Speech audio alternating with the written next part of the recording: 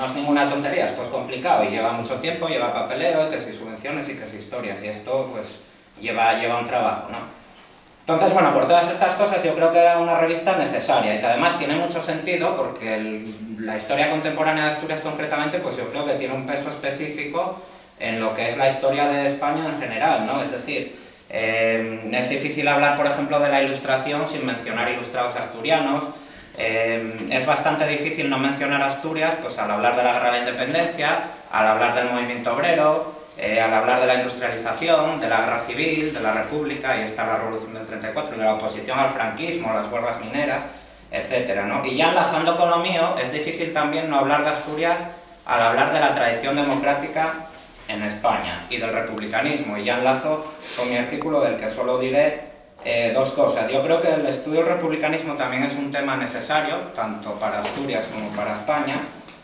por dos razones fundamentales. En primer lugar, historiográficamente, porque, por ejemplo, hacer la historia del movimiento obrero sin considerar el republicanismo, pues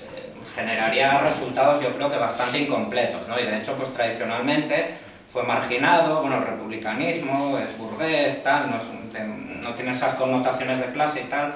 pero claro, a la luz de los nuevos estudios, pues hay que tener en cuenta que mucha gente que luego pues afilia al movimiento libertario, marxista, etcétera, pues se educó culturalmente y políticamente en las filas, por ejemplo, del federalismo. Esto es algo que pasó en Asturias, en Andalucía, en Cataluña, etcétera, ¿no? Aparte de que sea importante historiográficamente, yo creo que también es importante conocer el republicanismo de la historia de España en general y la de Asturias en particular, porque vivimos una coyuntura particular en la que, bueno, el republicanismo está un poco en el candelero. Hay gente que se pone nerviosa, ¿no?, con ciertas manifestaciones últimamente de antimonarquismo,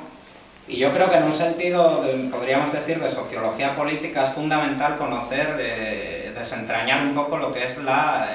tradición democrática en España. Es decir, vivimos en una época en la que la monarquía se nos presenta como algo intocable, y lo que es más grave todavía, se nos presenta como la instauradora por primera vez y pionera de la instauración y del logro de las conquistas democráticas en España. Y claro, evidentemente, pues cualquier historiador medianamente solvente sabe que ni la democracia nació en España en el año 75, ni las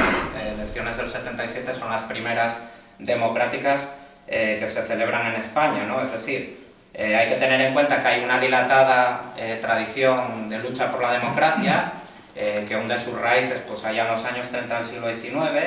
que hubo muchos hombres y mujeres asturianos y asturianas que lucharon por una serie de derechos, de libertades y de garantías que, bueno, hoy todos consideramos como algo normal, pero en la época pues hubo cárcel, hubo exilio, hubo ejecuciones, hostigamiento, multas, sanciones de todo tipo, etcétera, ¿no?